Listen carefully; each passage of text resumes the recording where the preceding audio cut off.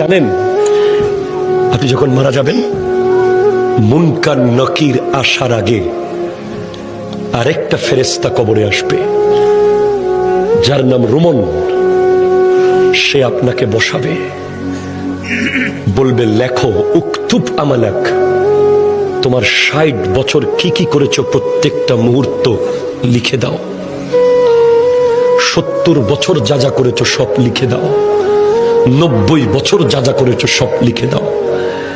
আপনি জীবনে একটা বাজারের লিস্ট লেখেন নাই, আপনি জীবনে একটা দোকানের হিসাব লেখেন নাই, আপনি ট্যালেন্ট ছাত্র ছিলেন, শুধু লিখতে বিরক্ত লাগে বলে আপনি ফার্স্ট ক্লাস পান নাই কলেজে, ইউনিভার্সিটিতে। আপনাকে ৬০ বছরের লেখা লিখতে হবে।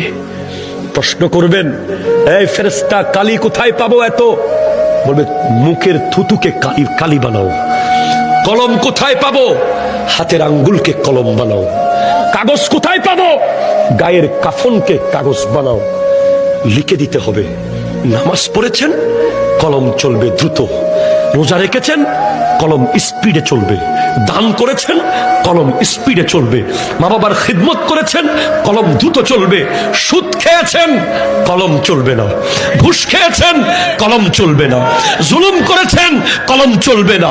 মিথ্যা বলেছেন, কলম চলবে না। নাটক দেখেছেন, কলম চলবে না। বাটপারি করেছেন, কলম চলবে না। নামাজ পড়েন নাই, কলম চলবে না।